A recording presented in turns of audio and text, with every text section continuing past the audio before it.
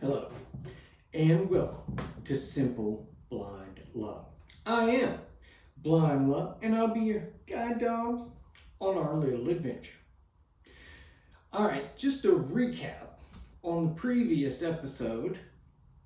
I had discovered I was blind, and the family had finally figured out I was blind as well, because of course I tried to hide it.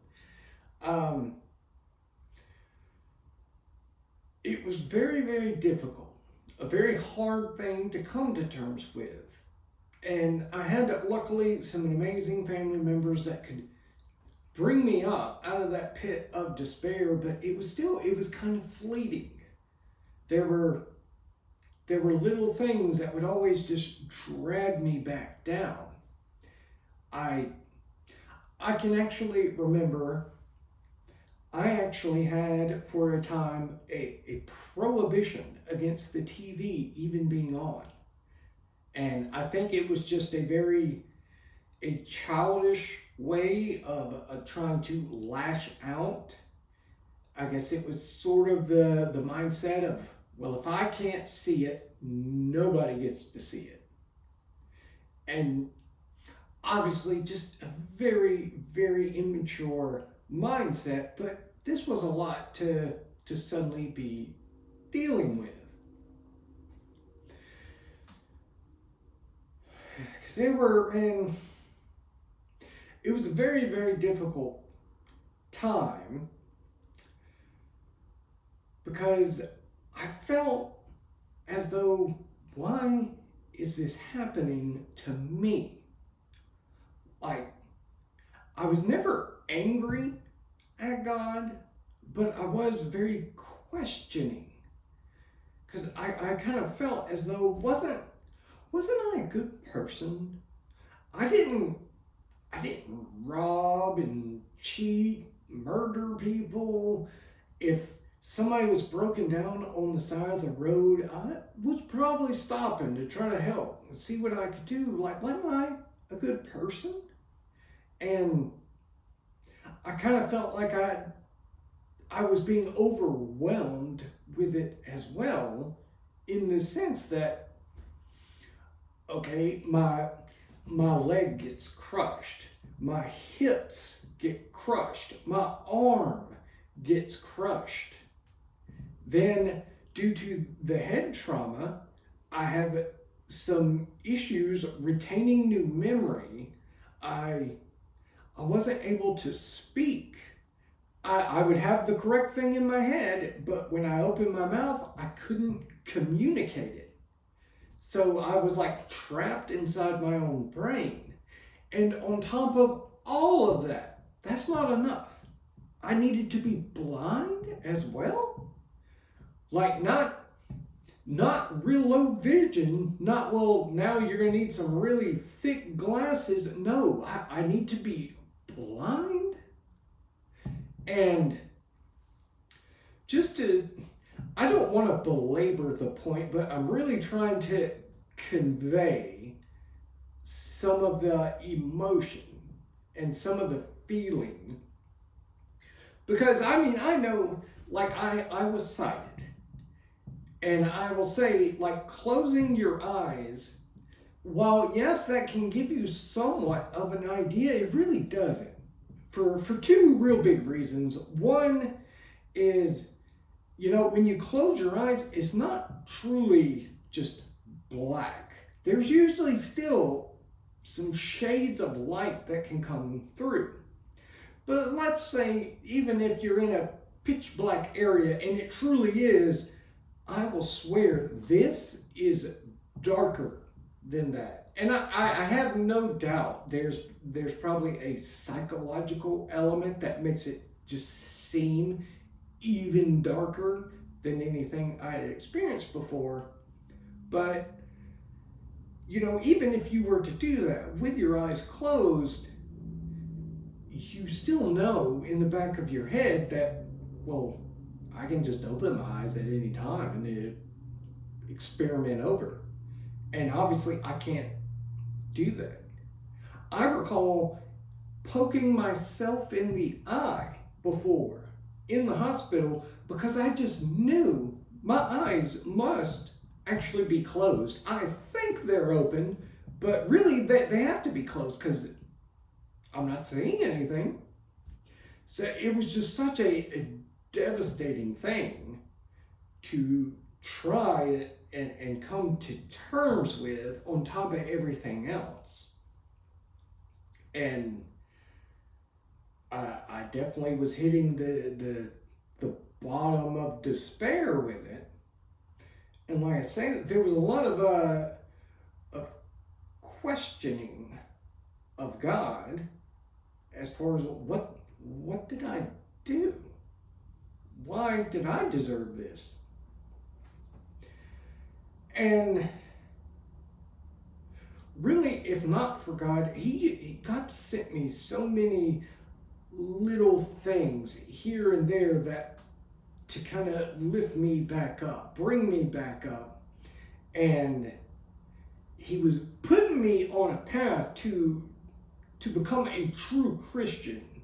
I think he was kind of showing me that while I may have very well have been a good person, I wasn't a Christian.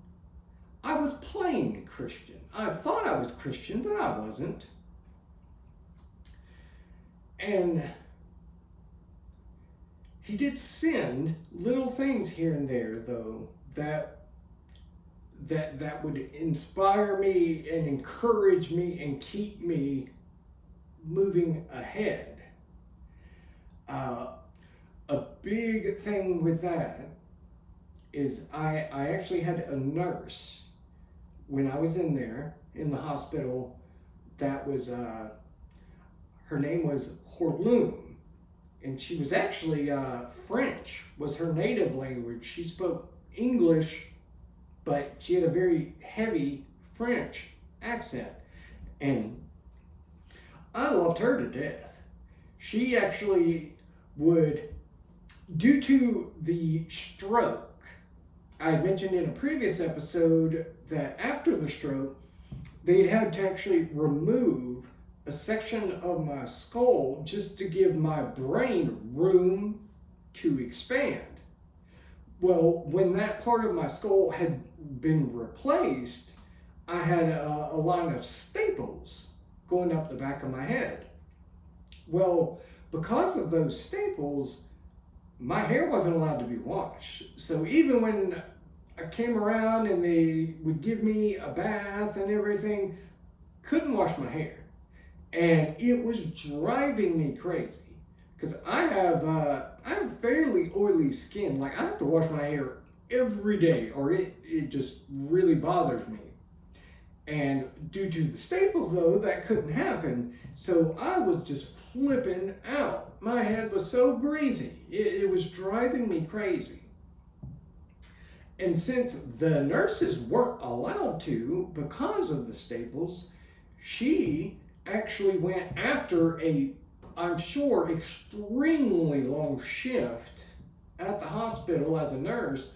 She clocked out and then came back to my room and with a bowl of water sat there and actually washed my hair, and of course was extremely careful not to interfere with the staples or cause any kind of issue. But I was so grateful for that. But another big reason she is by far my favorite nurse is there was a time that she was there and it was just her and myself in the room, and my vision actually came back. Just all of a sudden, out of nowhere, just poof. Now, I could tell my vision wasn't perfect. Like, things were a little blurry, but it did come back. And as you might imagine, I was ecstatic and just in shock. And I told her, I was like, Horloon, I can see you. I can see. And she thought I was joking. So in order to prove it, I started to describe her. So she very quickly realized, He's not joking. Now, I don't know exactly how long it lasted. And I think due to medicine, they had me on. That part's kind of fuzzy. I don't think it came back for very long.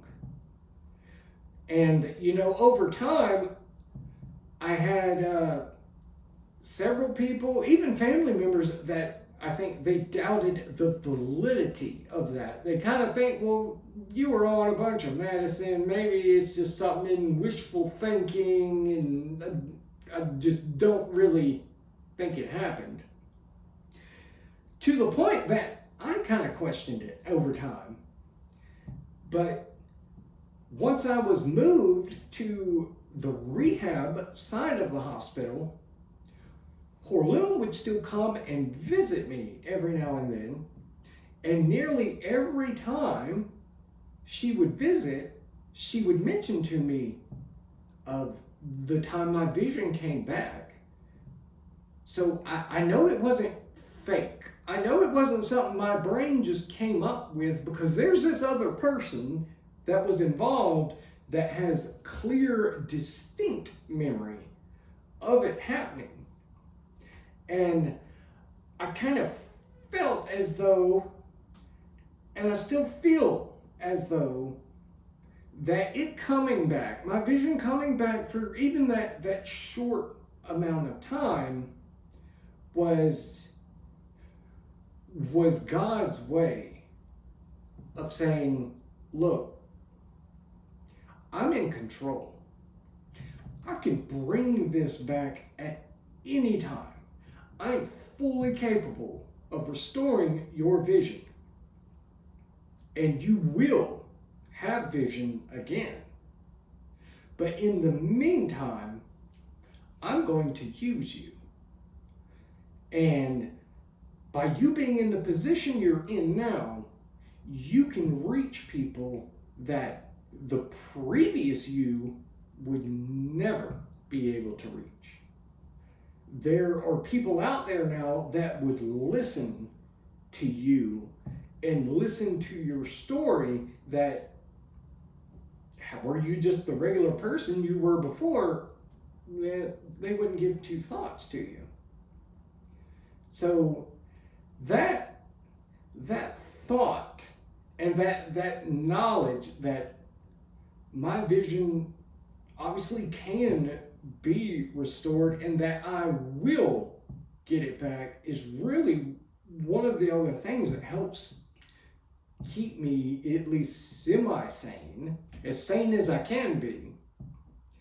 But then also it's the knowledge that, if me going through this, as bad as it is, as bad as being blind is, because I don't want to make it like an after-school special of, yeah, I feared being blind before, but now that I'm here, it's not so bad. Well, I hate to tell you that this is not an after-school special. No, it does suck. And it is just as, if not more, frustrating and scary and challenging as I ever would have guessed. It's worse than I would have thought. But if me being in this position can make someone, pause for a second when they're drinking and about to get in the car and go, you know what, it's not worth it.